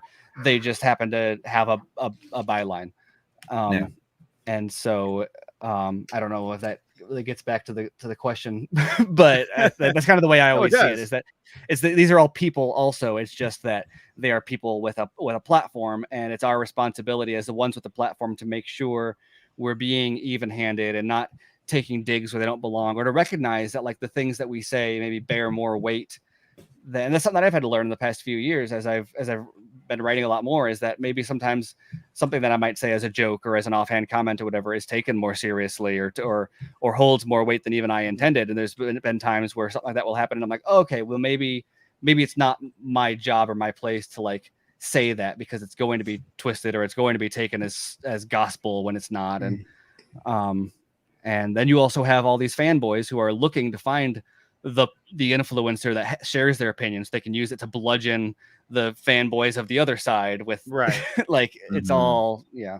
Well, it's crazy too. I mean, the comments that you had made in the past, people will take that and be like, oh, but you said this, and it's like so much has happened from since then till now. It's kind of like, well, and some of the tweets that he did put, Krypton actually sent me the screenshot. He actually got it, which is one of them was join the cult. So he put that one on there, and that got a lot of reception. I didn't even see that one. Yeah, almost 1,000 likes, and this was at 10:28 his time. And then here's the other one. It was my DMs. So this is the one I was talking about. He goes, Hollywood is about raw fucking power. Always has been. We can't talk like that. Dawson's still up. Oh my gosh! Sorry, Dawson. All right. Oh my gosh. Always has been from the days of the Mongols, the days of the multinationals. This is why narratives are weaponized, because they serve power games, power clicks, all the wiring is hidden. Welcome to my TED Talk. And he took this one down. Yeah. And if you didn't know, the gift that he put up there was of like Emperor Palpatine, like unlimited power. Yeah. Which is fine. I wonder what set him off today. I'm just curious about that. Like, what made him what like set him talk off? about this? I just asked that question. Do you know what it is, Stephen? I don't know what set him off. I mean, people are always connecting dots, especially like with Ayer or Snyder, where oh no. Welcome to Steven's TED Talk. Go, just run with it. And you see that like because there's this event happening tomorrow, there's a context that everyone kind of assumes like, oh, well, it's related to that or it's about that. And like, I don't want to say it's not. I'm just kind of always more naturally skeptical. I find it's easier to be skeptical and then be proven wrong than it is to run all the way down a rabbit hole to find out that you're wrong. Yeah. I always drag my feet at the start. And the biggest thing with me with David Ayer is, do any of you guys follow him on Instagram? Yes. I do, yeah. You ever go through his Instagram stories? He's kind of like just a social media dad, where like, where he's just got these like, I don't know. It's just like he's all into the viral post. Like if he was on, and not quite this bad, but like if he was on Facebook, it would be like the share with 10 friends or like a like as a prayer for Jesus or whatever, like that kind of like. Okay, dude. And it's not, like I said, it's not quite that bad. It's a lot of art, a lot of inspirational phrases, but also a lot of it is kind of like, it's just kind of the way that he is. And so some of this stuff isn't really that, like he like join the cult is something that he might tweet out, when there's absolutely nothing going on, as just a reference to like, drink the Kool-Aid or, go shoot your shot or whatever it's going to be. Yeah. But because there's an event tomorrow, now everything is filtered through the like, oh, it's totally about the Ayer cut, and maybe it is, but all I know is that to me, I look at it and a lot of it is the kind of stuff that like I would see on his Instagram or Twitter, like any other, like maybe not any other day of the week, but like a couple times a month or like any other once a week. Saturday. Yeah, exactly. Hunter Iggy has a statement for Dawson. Dawson, do you want to read that? Hunter Iggy says, nerdy many ways. Have you heard that they're racing Justice League and Batman v Superman, and they add Batman 89 and Batman Return in the connection to all the other movies? I've heard that rumor. I don't believe it for a second because I don't want to, because it's a stupid idea. It's a very dumb idea. And yeah, that's where I sit with that. But do you think it's plausible? It shouldn't be. It shouldn't be. But do you think it's plausible? I say you should shut up, Ryan. Don't question me I'm going to further need on an this. answer. I'm going to need an answer. Definitive. Here's the other tweet that he put out there, where he said, the real question for my media, PR, and critic community folks, why has there been so much negative press coming my way? And why is the tone so personal at times? My friends and colleagues in the industry would also love any insight into this. Real question from the heart. And this is another one that he took down. And now, Ryan, you responded to this, Ryan. Did you want to tell us what you said? He insulted David. I knew it. I knew that David. No, I didn't insult David. Where is it? I'm sorry, I'm a boomer. I've got to find it. Just kind of recap what you said. I said, the negative press towards you seems to be an overcorrection of feelings after the release of James Gunn's The Suicide Squad. I said, there's a stigma against the narrative, there is a stigma against the narrative of which your movie, call it David Ayer Suicide Squad, or the Ayer cut, was a part of. Since the Snyder cut, you're bestowed this hate. So what I was basically just saying was that a lot of people who are, sort of like, yes, we're on board with this new narrative of what Suicide Squad is leading us into, and the new direction, and it's so much better than whatever Snyder brought us or whatever. We want this. We'd rather this. This is, Suicide Squad is the biggest success. We want this, and we don't want, we don't want depth. We don't want, Snyder cut. We don't want any of that, that the bad press. And since, the Ayer cut is a part of that, those movies that had that sort of narrative, that paradigm, that, that sort of storytelling, we don't want your Ayer cut. So we're going to give you a lot of negativity towards your way about how your movie sucks, how this was way better than the Suicide Squad movie that came out in 2016. So, you should just give it up, give up the Ayer cut. Don't worry about that. Move on, make another, whatever other movie you want to make, whether, what was the last one he made with Shia LaBeouf? Why do you say like that? Yeah. What? Shia LaBeouf. Shia LaBeouf. Shia LaBeouf. Shia LaBeouf. Anyway. So, Okay, the next okay, continue with the anyway, so yeah, so I mean, so that's basically what I was saying, is that's why he's getting all this negativity, is because that film, that the Ayer cut, that is still relevant today. People are still talking about it, and he brought it up that there is, there's a different edit. There's score that was created. There's an editor that he wanted to credit that gave him gave a completely different story. But everybody wants to stifle that. Like, no, that can't come out because we want this new Suicide Squad narrative to be the dominant narrative going forward. We want Batfleck to talk about how he's on the ground and something's broken. We want Superman to hop, skip, and jump and have freaking the reflective boobs on his suit. We want the Flash to not know where the fuck he's going because he's super smart yet he doesn't know a sense of direction. They want basically a better version of the Justice League. They feel like the Suicide Squad is a better version of what they were trying to give audiences, and they want that to be what's going forward because there also was a lot of frustration because DC or Warner Brothers or whoever the hell, Hamada, whatever, it can't get their footing right. They don't have a solid way of making these movies. They don't have to all connect completely, directly, whatever. But they don't really have something that's really cohesive, and you can say this is pretty good narratively, collectively. And so a lot of the negativity is being thrown at David because of that, because they're like, just bury it, bury the Ayer cut. We don't want it. This is fine. We're fine with this. Shut the fuck up. Let's go. Well, 30 minutes later, we got an answer to that question. But no, it's kind of true. I mean, he's feeling kind of, a lot of the backlash from that fandom, and really, here's his. I did think it was funny. Since the fact Steven's here and like Screen Rant, I loved the pitch meeting video that Ryan George came out because he mentioned right at the very beginning, like, oh, we're making a Suicide Squad movie. He's like, oh, you're referencing the one that we did back in 2016 that we cut up all to hell, but then, we let the director take the fall for it not being liked. And I was like, yes, thank you. Good job establishing that. Well done. Well, and that was the thing, too, is that people started taking shots at the 2016 Suicide Squad. And they were taking shots at it, like towards other, people, fans from the fandom. And I kind of felt like, hey, look, like you can say all you want about that movie, but that was not David Ayer's movie. That was what the studio put out.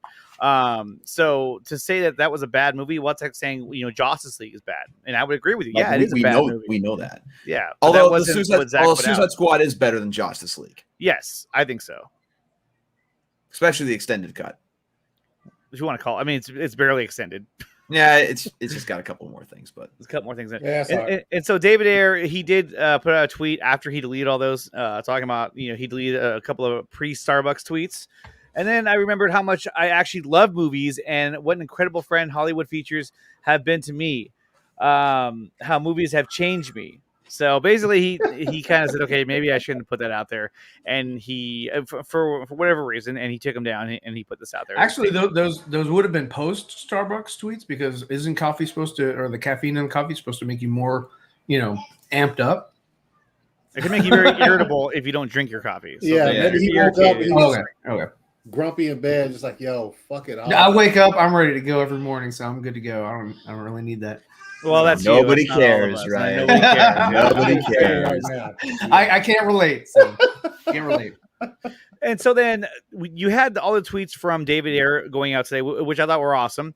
And then you had this tweet here from Ray Fisher saying, these Walter Hamada / Jeff Johns puff pieces are pitiful and hilarious. $100 to the first reporter that presses them on the Justice League investigation. And then, Ohio Dave, we know that won't happen. But I thought it was kind of cool that he at least puts that out there. I mean, Stephen, let me ask you, do you think that this is something that Ray Fisher should continue pressing? Or do you think that it's not going to get him anywhere and that he needs to move on? I think that given the history of like lead. Oh, you froze. Oh, he froze. So long as he just like keeps it in the sort of narrative. He froze again. He froze again. Yeah, he froze again. No, actually, it was you, Anthony. You're frozen up. Restart. Kalal, no. I meant to hit this one. It's fire. Let's try to kill time until Steven comes back. It must be at the lower end of the long, list of. It's at the bottom. In other news, so let me ask you guys, what do you think about this tweet from Ray Fisher? Ray Fisher. Yeah, it's Ray Fisher being Ray Fisher, man. He saw some garbage come out there. He's gonna call out the garbage when he sees it. I mean, more power to him. That's normally what he does, and he's and right. The pieces he's talking about, I have not seen those. Oh, he's gone. He just got sniped. Right. So I wake up in the morning, I piss excellence. I need to write a book because that definitely is. You need to write a book. I just stand up in front of like. I'd rather you not. But yeah, okay. So Ray Fisher is trying to keep things relevant, trying to let make sure that hey, he understands that not only for Jeff and Walter, but everyone needs to know he's this hasn't been resolved. It has. He hasn't. There's no apologies. It's they're saying shut the fuck up, business as usual. We're going to continue on. You're annoying. You're a nuisance to us, and that's pretty much it. How dare you say it to Steven? How dare you? He just came back. That was messed up. And with that, we'll see you guys next week on the 4Nerds as we have. Well, Steven, you were saying. Yeah. Oh, you're muted. He's muted again. Where did it even drop off at? Did I? It was like right we heard absolutely nothing. Okay. Yeah. Like as soon as you started, WB sniped you. Yeah, I was gonna say. I think that given the kind of turnover that WB and DC have seen, like DC films have seen over the past few years, that what's the there's an old joke that my dad used to tell that I think is a good analogy of there's two guys in the woods and they see a bear and one of the guys goes to take off running away from it and the other guy stops and sits down and goes to put on his tennis shoes and the other guy says, what are you doing? Those shoes aren't going to make you outrun the bear. And he said, I don't have to outrun the bear. I just have to outrun you. Yeah. And that's kind of the way that I see this with Ray Fisher is he's going to do this every once in a while, just saying, I'm still here. I'm like, what are they going to do to him? And eventually just not letting people forget about this. Yeah. Eventually it's just going to be something that maybe they, who knows? Like the fact that it hasn't made a much of a dent in them in the first place is what it is. But I think that like going through another big corporate merger, Discovery is going to be looking at this kind of stuff a little bit more intensely than maybe AT&T was. Yeah. And so just keeping it, they're trying to make their company look or gain value, because they want eventually, that's the whole point. You want to take something that's devalued and you want to build it up and then you want to sell it for a higher profit.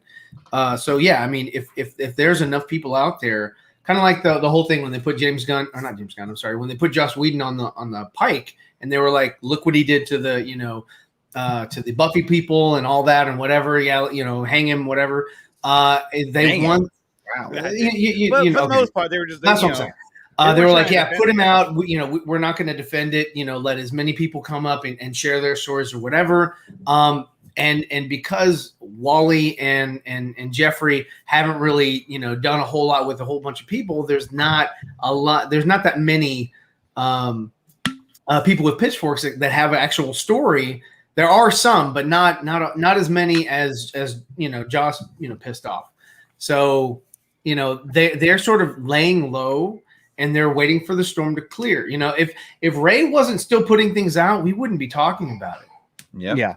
And I think Joss is a great example of the reason that everything that happened to him is because things were serious enough and he was the easy one to scapegoat. Yeah. And so it was not in their best interest to defend him. And so part of the reason they've been laying low with everybody else is just to be like, oh no, that was Joss. And like, as Ray has said, like that was Joss. We got rid of Joss. No worries. And so Ray's kind of whole point with what he's doing now is just to be like, no, it was more systemic. It was higher than just Joss. And so I imagine his hope and look, it's hard because like what we still don't know like in detail exactly what went down and how bad. We just kind of take Ray's word for it that it was like as serious as he said, but like a lot of the, and not that he hasn't given specifics, because he has, but like there's like at what point There's still a lot we don't know. like what's a slap on the wrist versus what is a like outright you're fired, or like, you know, and I think that's kind of the way that WB views it, or at least wants people to view it, is to be like, okay, look, Jeff Johns messed up, but he didn't mess up that bad. It was just like a reprimand, go to racial diversity training, and then sure. and then and, you know, and he'll be fine. You know, it's a weekend away with an instructor and doing trust falls with mixed groups, like that, right? And he'll I get to see Ray hitting his back again. He's like, I'm gonna get it. He's like, I'm gonna get it this time. He's like, what's he doing? What's he doing? Oh, no. He's like, I got you, man. I got you. Come on, just lay back. Hold on. Hello, Walter. Damn it, did it again. But I mean, do you think that WB should address the issues that Ray is pointing out, or do you think they should continue the course of just hoping that he goes away and that this goes away so that they can move on? I mean, what do you mean by should? You mean like what is the right thing, or like what is the best PR business decision?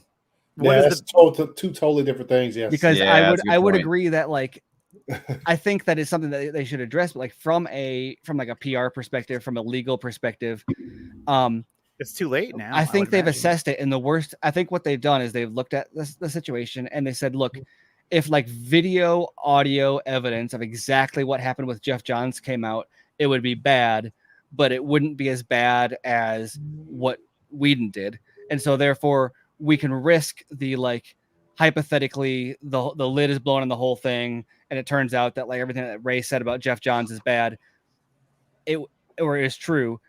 I think that WB's perspective is, look, he screwed up and it looks bad, but like it was just an ignorant mistake, or it was insensitive, but it wasn't like, there's no history of serial abuse or whatever. I don't know. I'm not making justification for them. I'm just saying I think that's the way they would handle it. Or or they, you know, or they'd think that he could just go away for a while or lay low, which is he's done to an extent. And so I think that is a viable strategy that they've been trying to use. But the fact that there's a merger coming up, I think that if Discovery is smart, they'd look back at WB and say, look, there's a history here of, I mean, a long history, but especially the past 10, maybe 20 years of like bad decisions being made for not business reasons. Like, it's one thing, this is gonna sound horrible, but like, it's one thing to screw someone over for good business reasons. It's another thing to screw someone over in a way that affects business for personal reasons. Yes. And you look at what happened to Zach, and you look at what happened to Ray, and all these things. And these are not like, oh, you know what? We just had to serve what it was for selling tickets. We're just trying to sell tickets, because no, they were selling tickets, right? They were doing a fine job selling tickets, and there was passion behind the universe, but there was something that was personal about it. And so, if Discovery does their job, they're going to be like, okay, look, why? You know, once is a mistake, twice is a pattern, 3 times is like, why are you guys still here? Yeah. And so, do you think it's big enough for them to actually take note and say, you know what, let's go ahead and evaluate this situation? Or do you think that this situation, because of the legal process was, I guess, concluded in December of last year, and they feel confident enough to sort of push it under the rug? Do you think that Discovery's like, well, wait a minute, remember that, those months ago, because you still have this one guy, Ray Fisher, that's still coming out and throwing tweets out. Is that enough for this company who's buying Warner Brothers and the other properties that they own, or AT&T rather? Do you think it's enough for them to say, let's invest time into this particular situation, or are there too many other things going on that it's just going to get lost in the sea of takeovers? I think it very much depends on the logistics of how like the acquisition and merger is executed. Mm-hmm. There are, when different companies, like, it happens in different ways for different companies, and so sometimes a company will acquire another company and absolutely nothing will change other than like the sign outside the door, because there's enough separation that it's okay to continue operations as they were before. But then you have a case where like for example, AT&T didn't have a media production side, at least not in the way that WB did. And so there wasn't a reason to there was restructuring and stuff that happened, but it wasn't like, okay, we have the biggest impacts were marketing. Okay, AT&T has a marketing team and WB has a marketing team. Why are you going to pay two marketing teams when you can just combine them and have somebody, you have a director of WB marketing, but you don't need two entirely separate teams. You combine them into one, which means that some people will leave. And so you look at Discovery, and there's a lot of duplication of roles there. Right. The difference is it's not the same type of content. They don't have a head of comic book content that's going to be oh, which one are they going to keep? Because WB owns DC. And so anyway, having said all that, what's going to happen is that there's going to be a restructure of some kind, because even if they're not firing in huge amounts, which they probably will, because they do in every merger, they're going to evaluate who do we need to keep in what roles, who do we bring over from WB into a role at Discovery, and who do we take from Discovery and send them over to WB. And as a result, there's going to be, these things are all under consideration. I'm not saying I think they're going to do an investigation into the Ray Fisher stuff again, but this is on paper, right? So as they're making a decision, they're going to have on the record, oh, well, this dude was accused of racism and this dude wasn't. And that's going to factor into any decisions they made. I can't say how that's going to play out, but I do know that it's not going to be forgotten until after all of that is in the books. And what about the numbers? I mean, we still have not received the numbers from Zack Snyder's Justice League. The streaming At least numbers. in a clear way. In a clear way, yeah. I mean, we've seen them for other movies that have come out already. Oh yeah, this is how well it did and whatnot. Mortal Kombat. I mean, obviously, they, like you're saying, they're doing it for personal reasons. Do you think that we're ever going to see those numbers to know how successful the movie actually was? Probably not. And that's for a couple of reasons. One, there's a motivation for them not to, whether it's because, and you look at streaming companies and they we're used to box office numbers where those are very public because the money is literally gathered publicly. Yeah. But when you go to streaming services, this is all private data. And for all intents and purposes, why do we need to know box office numbers? This is all stuff that we don't necessarily. We know it's successful on its own without the numbers, right? And why word of mouth? And why is that our business? It's the investor's business. Is the movie good or is it bad? Did you have fun or did you not have fun? And the thing with the numbers too is the longer they don't show the numbers, I think the better it makes the movie look, because if you're embarrassed to show the numbers, if you're Warner Bros. Executives like Toby Emmerich and Walter Hamada who have personal vendetta against Zack Snyder, it shows that at least to some capacity it was very successful because they're embarrassed to show it off because they didn't want it to come out in the first place. Maybe. But, and that's what's hard, because you look at any movie on any streaming service and for example, Netflix, the most transparent they'll say is how many households tuned in on opening weekend. And that's a lot more than we've gotten for Zack Snyder's Justice League. But there's really, outside of if a movie does bad, they have no interest in sharing the numbers.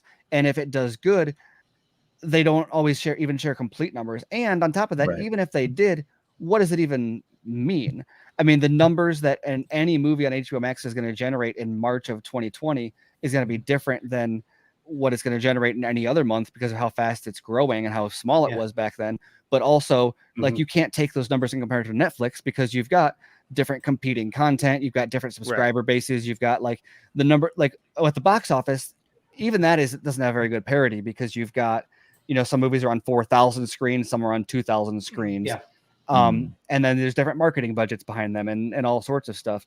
And so it's so hard to compare movies to movies in that sense. But then you look at streaming and people want to do this oh, well, this one was viewed 10 million times and this one was viewed 5 million times. Well, yeah, but the one with 5 million had 5 million people on the service, and the one with 10 million had 100 people. So 10% of one subscriber base watched one and 100% of the other subscriber base watched the other one. Which one is more successful? How do you even define success in that case? And that's why I say it's interesting stuff, and I love data, and I love digging into what it means. But also there's an extent where as fans, that those numbers are like have no value to us, and in fact are almost detrimental, because then you have people like comparing, and you see people talking about like, oh well, Godzilla versus Kong beat Zack Snyder's Justice League, and this thing on Netflix beat Godzilla versus Kong, and therefore it's not even beating a Netflix release. It's like, why? There is no like, HBO Max is a different price point, and it's a higher profit margin. I think what you're saying is that you're really hitting it on the head with that, is that people want the numbers, not, because there's no way that you're gonna say, oh, hey, look, the numbers, indicate that you need to, pursue this or make another, one of these. They're doing it for argument points, and it's more selfish. It's like, I need these numbers so that my argument against, your movie or whatever is stronger, because I have data that I can't make heads or tail of, but it looks better and it makes my position seem better, and even though it doesn't, it's all perception. I think the biggest thing that I've always pointed out since before Zack Snyder's Justice League even came out on HBO Max is Netflix paid like $500 million to Adam Sandler to make Adam Sandler movies for Netflix. And like, I don't know if even I watched like The Cobbler maybe, or one or two of them, and it was fine. But like, there's a value there, and they're and now would that have brought in that same dollar amount from box office? Probably not, but they are serving a specific demographic in their subscriber base by providing that content, and it is monetized differently on streaming. And so what they're seeing is they're cultivating an audience or a fan base that is paying them $10 a month to have access to this service, where they're like, we promise you we'll give you a couple Adam Sandler movies a year. And they're like, awesome. Not the Uncut Gems kind, the Happy Gilmore kind, more of those. And that's what the fans are saying, not what I want more Uncut Gems. Exactly. Me too. But I mean, honestly, more Happy Gilmore is cool too, but Uncut Gems is pretty Uncut Gems is fine. Right. But, and so like so the fact that anyone can look at that and say like, oh well, this is the budget, and so therefore it doesn't make sense or it doesn't make profit. It's like, no, that's not. They're making these movies don't have to bring in a dollar for dollar replacement in like revenue. They just need to provide a catalog that people want to access, and over time, because like Netflix is what, like last I checked, like $11 billion. I'm sure it's like $15 billion in debt now, and climbing. And that's not because they're not making a profit. It's because they know that they've got to compete with Disney, who owns Star Wars and is making The Mandalorian and Ahsoka and the Cassian Andor show and Falcon and the Winter Soldier and WandaVision. They've got all these properties. Netflix doesn't. So they're like, we need to build this library first, because when the rubber hits the road, they've got a head start on the IP. So we'll go into debt. And so like, no, Netflix isn't making a profit on any of that stuff, because or at least on a lot of it, because they are recognizing, look, what's more important is that the catalog exists, not that we are getting a return on our investment today. 10 years from now, when we have, a 500 million subscribers on our platform, then this will pay off, and we don't and worry about dead franchise and all of that shit. Yeah. Well, and that's the thing too, is that Rebel Moon. Rebel Moon. Thank you. And then when you compare all the different streaming services, HBO Max to Hulu to Disney Plus to Netflix, Paramount Plus. Paramount Plus. Thank you, Peacock. Tubi. Tubi. But the staple streaming service is Netflix. I mean, that's the one that almost everybody has, regardless, even over Amazon Prime. Even though they no longer have The Office, which still pisses me off. Well, they're on Peacock. Went to Peacock, right? Yeah, Peacock. You bastard. I had a question for Stephen, whether he left. I'm not getting another streaming service. I'm just going to buy the box set when I can. Yeah, I want to buy the box set. And my wife's already saying, hey, isn't HBO Max going to have, are they going to combine all the Discovery stuff together into one big package? And I'm like, yeah, I think they are, but they haven't done it yet. But one of the questions I want to ask you before you start to wrap things up, Zack Snyder's Justice League, because of the pandemic, did not get an opportunity to be presented in theaters. Do you think that if it was in theaters, it would have made a bigger impact on the overall fan base, on just being just a bigger property altogether? That's a tough question, because fans have been claiming this whole time, like, oh, if it was in theaters, it would have made $1 billion, and it's like Uncle Rico in Napoleon Dynamite. It's Dawson knows that movie well. Coach put me in, like, and and that's not like to knock the movie or even the Right. fans or anything. It's just that like that's not how box office works. And like something like I was saying earlier, something like Zack Snyder's Justice League especially right now. would have got like look at Army of the Dead. It would have been a release that was something like that. And ultimately, probably, unfortunately, what would have happened is it would have been a limited release. So it would have been in a few hundred or 1,000 screens, which is like 25% of what something like Black Widow is released in. And so even if it's making, 5 times at the average of these other big blockbusters, like per screen, it's going to bring in, it's probably going to bring in like $10 million if they're, if they're lucky. 20 million if like they give it like a really big push, which they didn't give anything a big push. And then what's going to happen is people are going to use that number to be like, oh look, see, nobody actually wanted this. And it's like, well, no, that's because nobody actually understands the numbers that you're talking about. You're talking about a smaller release without marketing of an alternate cut of a movie of like, you slice, and you end up with like a limited theatrical release that people are treating the numbers like they're comparing it to Black Widow or whatever they're going to compare it to as if it's a failure. Whereas in a way, the fact that they haven't released the numbers over like the longer you go on, more and more people are kind of like, yeah, that is kind of weird. Why don't they just give us the numbers? Like just So you would think. And then another question I had is, and this is something that we've been talking about recently. So was that what if? I mean, we all know that Joe Manganiello played Deathstroke in Zack Snyder Justice League, but do you think it would have made a bigger impact? I had to ask him. I had to ask him. You guys know I was going to ask him this question. Do you think it would have made a difference? We tried to stop you. No, but you didn't do that. You didn't try anything. Okay. That if instead of Joe Manganiello, that if it was Will Smith. That's the action figure, by the way, but still. Oh, really? Oh, I had no idea. I know that's a good job. Here, now he can go away too. See? Wow, there's two Batmans. I know. Is that Keaton and that's Batfleck? the Hamadaverse? No, it's Hamadaverse. But do you think that if Will Smith reprised his role for Zack Snyder's Justice League, would that have been a bigger draw for general audiences? I mean, Will Smith is always a draw. Yeah. Right. So bigger, yeah, maybe, but how much? Like to what extent? I mean, we're talking like how much did Jared Leto got one line that wasn't even in the movie and the trailers before? Like, how do you market that? Mm-hmm. Yeah. And I guess the question as is with the movie the way it is how much does that final scene have people say, I need to see what happens with this next? And I don't know how much Will Smith changes that. Arguably, I don't know. It's always hard to know how general audience will react, but like arguably Deathstroke is like so much cooler. Oh, like, yeah. Is Will Smith going to have an eye patch and a white mohawk? Like, well, I mean, it was the nightmare sequence, so he could have the mohawk. Yeah. So yeah. So like, who knows? I mean, it might have made a difference, but I don't think in a big way. And speaking personally, I think that I love the Nightmare Deathstroke design, so I'd be missing out on that if we didn't get that. Yeah, terrible idea, Andre. What the hell? That's bad. Well, idea, just Andre. an idea. Hey, you asked a question too, Ryan, so stop. But no, yeah, Joe but I Manganiello did it was better.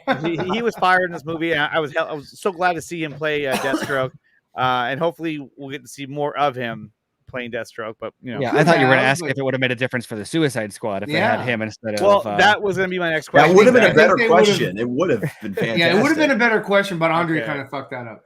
So, so if that's the other question too, is that if he was instead of Bloodsport, if they had Deathstroke in this movie, he'd be comedic though. Yeah, I don't know how much. Like the thing is, Joe Manganiello can do that though. I don't know if he'd want.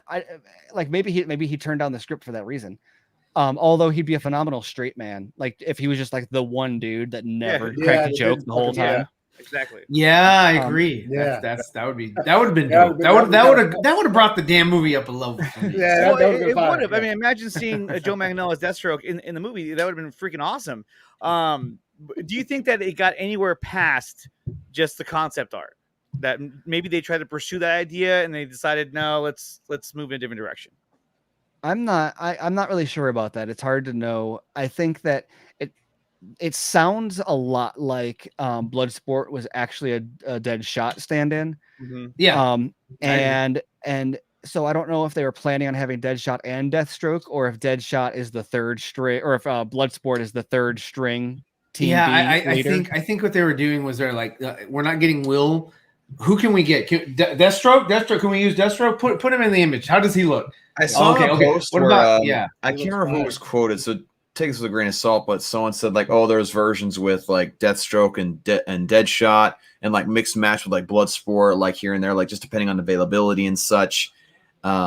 So I wouldn't be surprised. There's like 3 different versions of the script that featured either Deadshot, Deathstroke, Bloodsport, or 2 of those 3. Yeah, well, and you look at them, all of them, and maybe Deathstroke a little bit less, but you've got that like father-daughter story can kind of be swapped in and out. Deathstroke has Rose. They could have used her. Yeah. That's actually, now that makes I just now thought that makes a lot. Yeah. Matter of fact, Dawson, you talking about 3 different scripts, maybe just almost the exact same script. It may be just the same script. They just changed the character's name. They're like, wait, what's the script here? Instead of Bloodsport, it says Deathstroke.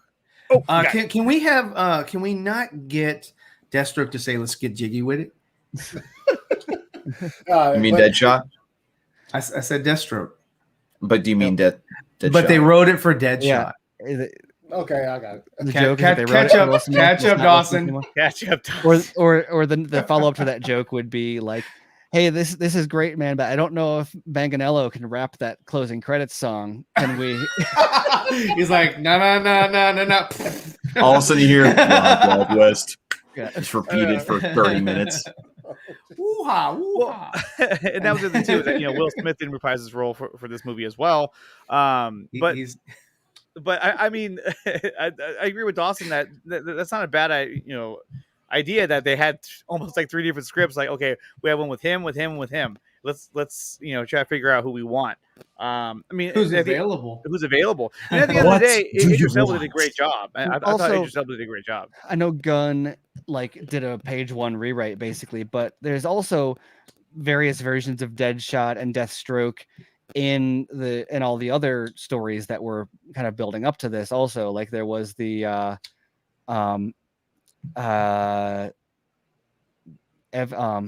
what's his name? The guy that directs The Accountant. The Accountant. And that was Ben Affleck?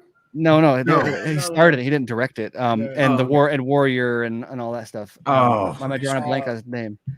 I want to say Gareth Evans, but I know it's not Gareth Evans. O'Connor.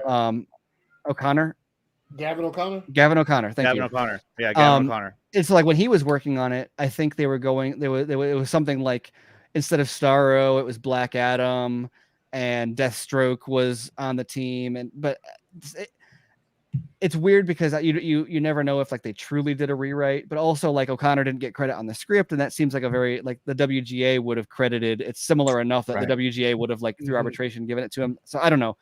The point is that I think that they knew they wanted like that archetype in there all along, and so it seems like Gunn was maybe trying to fulfill some studio wishes or something.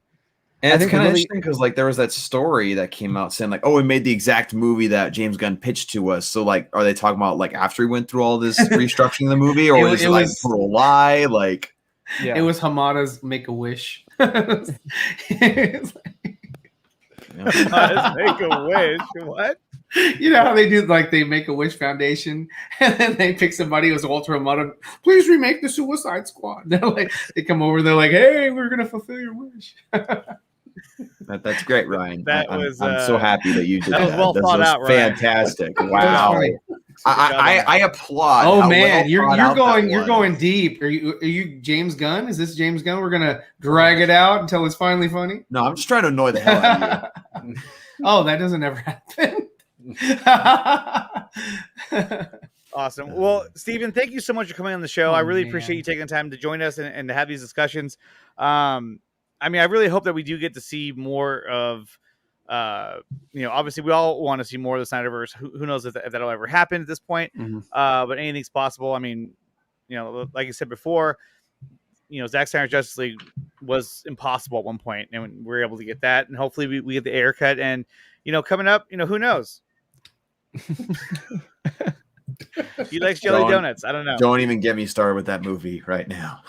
a lot of things They wrong with that just movie. released the new Bat Cycle today. No, I don't have that that's image. not- Michael I'm not- Keaton's no, Bat I'm not gonna Cycle. pull that You up. can see it on my Twitter feed.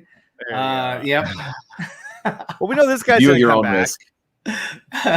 He's coming back for the Batgirl, Yes, which he I thought was a is. good sign. But do you he think- won't be in the Flash movie. As far as we know, yes, he will not be in the Flash movie. But do you think that it's going to have any connection to anything? The fact that he's coming back, Steven? Actually, I just wrote an article about this. I think it went up last week. It was something like how WB is continuing DC's Snyderverse without Zack Snyder's plan, which I know is probably an oxymoron for a lot of people. But I think that the direction that they're taking, after all, you look at Suicide Squad as kind of a great template of like, they made all this noise about like, it's not a sequel, it's a soft reboot, and like, really when you get down to it and break it down, it's a loose sequel. You've got the same characters or the same actors in the same roles, acknowledging a past history. No, they didn't say like, hey, remember when we went and got Enchantress? But like Harley and Rick Flag and Boomerang and Amanda Waller, they have an existing relationship, and they knew each other, and they didn't actually retcon anything. They may have like ended some characters that we expected to have longer arcs, but they didn't go back and change anything about the past. And I think that's a lot of what we can expect from the DCEU going forward. You look at something like The Flash, and so you look at like bringing back Commissioner Gordon, and it's like a weird. I think it's probably about as good as we can reasonably expect. I mean, obviously, always hold out hope that like something happens and we get to see more Snyderverse somehow. Like, and when I say Snyderverse in this context, I mean the actual Zack Snyder's 5-part plan play out. But if that is an absolutely no, we're not going to get that. The next best thing is for WB to say, okay, well, Batman v Superman happened, Man of Steel happened, Zack Snyder's Justice League happened, although, who knows how they're going to go on that for canon, and say, let's not worry about changing the past. Let's just worry about going forward. So you'll get Affleck and you'll get a continuation of his arc. Is it Zack Snyder telling it? No. Is it Zack Snyder? Is it following the game plan set forward by Zack Snyder? Maybe not, but it will be like respectful of the fact that Affleck was in a certain place in BVS and has progressed to where he is now. Like the Batmobile in The Flash has guns on it. Like they're not bringing in Affleck and being like, no more guns for Affleck. Like, so I think there, in a sense, there is a a level of respect maybe that you would not you would think would be easier to expect from the company towards what came before. And so it might not be the exact version of the story we want, but at least it's not going to be like, it's not all going to be headless Superman cameos, ideally. I hope not. I hope not. That was bad. Golly, horrible. Golly, horrible. I know, right? Gee willikers. So we'll see. I mean, I think that you're definitely on the right track. I mean, that to me, that sounds like something that they're probably going to try and do, which is kind of loosely connected to what was in the past, but just kind of move forward at this point. Then we'll see how successful they really are in doing that. Yeah, I think stuff like Affleck is going to be in The Flash and he's going to give Barry his new suit, which was a thing that Zach had in his plan, right? So like they're like, oh yeah, that's it. Or like the Aquaman is the Lost Kingdom, I think is what it's called. That's right. Yeah. And so they take stuff that's like, loosely inspired by or a logical continuation of. It's just, they're not using the same blueprint anymore. Yeah. It's depressing. It's the truth, though. It is the truth. It's what they're doing. And yeah, I mean, there's a lot more depressing versions. Like of the bad options, it's the least bad, probably. Yeah, it's the least bad. I know, right? It could have been a lot worse than that. But like I said, Stephen, thank you so much for coming on here. Yeah, man. We really, really appreciate it. What was that, Ryan? I said it's always a pleasure. Yes, always a pleasure to have you on. It's a really weird thing to make him repeat. Yeah. Your friends, you're like, always. Like, really let him know how much of a pleasure it was. Make him feel. I heard it. Make him feel welcome, hey, damn it. You know what? Thank you so much, Stephen. I'd like to thank everybody in the chat as well for showing up today. Okay, so we're gonna. Good job. Okay, yeah. I know he shot the cameras out. There you go. Andre's like, "What the fuck do I do?" It's like pressing buttons. I hit the space bar. No, Steve, we do appreciate it, man. We do appreciate it. Absolutely. It's just coming in. Yep. Yeah, And thanks then for having me. for everyone watching at home, It Steven, was pleasurable. pleasurable. Oh, I don't use that phrase. Katsuga said. So, and then Steven, for everyone at home, where can they find you? Yeah, you can find me on Twitter at SM Colbert, or nearly all social media at SM Colbert. You can find my articles at screenrant.com. I've actually been doing a lot more writing recently, particularly about box office and Rotten Tomatoes and the pandemic's effect and all the kind of numbers stuff that I like numbers, but I don't like working with the numbers themselves. So a lot of times it'll be more like, lessons learned and I try to stay less abstract with it. So hopefully people enjoy that kind of stuff. And then of course, all the Snyder Minute stuff at SnyderMinute.com. We've got Batman v Superman, Zack Snyder's Justice League, and Army of the Dead. We're getting back to focusing on the OG, which is BVS right now. So we just passed episode 100 a few weeks ago. So nice. Nice. Dang. we are, yeah. Well, you were talking about Rotten Tomatoes, and like recently, this one out there, they put this tomato meter out there. Well, why wasn't Zack Snyder's Justice League included in this? Well, Zach says it's not canon. Yeah, That's why they did that. He does They're say like, it's not well, canon. technically that's not canon, so we don't want to have that in there. Yeah, so I think this is a good look at like how canon is like per like WB. Is they're saying, okay, fine, Man of Steel and BVS are like I'd say like Man of Steel, BVS, and Wonder Woman and Suicide Squad are like all canon to two different universes, and there's like a split at Justice League between what Zach would say is canon and what WB would say is canon. Although I suspect that like ZSJL is going to be canon, and they're just not going to be as they're just not going to reference it explicitly. But like it sounds like they're like, yeah, that's how things really happened. We're just not continuing the dark side story. Yeah, but like I think that they're gonna try. It's gonna be ambiguous. yeah. That they're not gonna really say it. They're not going to be like, up this to is the what audience. Steppenwolf looks like. Like Yeah, exactly. This is what Steppenwolf looks like. Yeah. I have his helmet. Remember when it fell? Why does his gauntlets look like an oak tree? They'll say Steppenwolf, but they won't. Yeah, I got you. They'll say Steppenwolf. Well, and that's what I was afraid of too. Is that when there'll be a line in the Flash movie, and they'll be like, yeah, Steppenwolf, he got eaten alive by the parademons, right? Like, because they could smell his fear. Yeah, like yeah, you're just like, oh no, why'd you say that? Damn it. But it's just. But I mean, in Zack Snyder's Justice League, the Flash had that moment where he saved the League. He reversed time and saved everybody. He hasn't had that moment. If you're saying that Justice League is canon, he hasn't had that experience yet, so he doesn't know how to do any of that. yeah, but I don't think But us that fans moment, are confused by that, though. We don't understand that. I don't think that moment is going to go overlooked. And that's why I think that canon we'll see is a little bit wonky, because I think that's the kind of thing that you're going to see going forward. Like if the Flash movie comes, like there's no way Andy Muschietti saw that and was like, yeah, I'm going to ignore that. Well, he brought on the visual effects guys that worked Yeah. on that sequence. Exactly. Which if you saw Dave's interview with them, He's like, I want to do the exact same thing. if you saw when they were on the Film Junkies channel, and Scott and I jumped on that for a little bit also, like there's not just visual effects guys. I mean, these are like Zach's like best friends that are doing that. And so it's and DJ even said like his biggest professional regret is not leaving the Justice League when Zach left. And so I'm not one to say like therefore this means the Flash is going to be great or whatever, but I do think it says something if he says the biggest regret of my career was not following my friend out the door on that abomination, and then he's like, but sure, I'll do the Flash movie. It's like, okay, that says something about his assessment of the situation a little bit. I can see that. Yeah. Well, we'll see how it turns out next year when it does come out. I want to see it. Just like Well, I mean, is it coming out before or after Batman? After. After. Think. Yeah, After Batman? Okay. Yeah. Well, cool. Steven, thank you so much for coming on. Cool beans. Yeah, Cool thanks, guys. beans. Cool beans. Cool beans. And then, of course, you guys, you can follow all of us at our own, social media.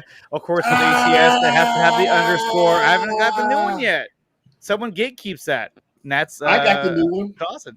Yeah, I gave Anthony the new one, so you can shove it. You got to get me, man. And then also, you can hear all of these episodes on Spotify if you subscribe to Nerdy in Many Ways. He's kind of Gatekeeping. and all that. Yeah, he's Yeah. If I wouldn't do it, nobody else would be doing it. So and that is a making fact, a ton Jack. of money off of it too. Yeah, I know he's making money. Like we're so popular. We're so popular. I know. We Yeah. could make millions. we should really wrap up the show. We're about to right now. And guys, do you have any parting words for everyone watching at home? Who are you Be talking to? happy. Be nice to each other. Be nice to each other. Exactly. Be excellent to one another. Son of a, you told this whole thing. Party on, dude. You gotta do it right. You gotta do the whole like, be excellent to each other. Party on, dudes. I will see you guys next week.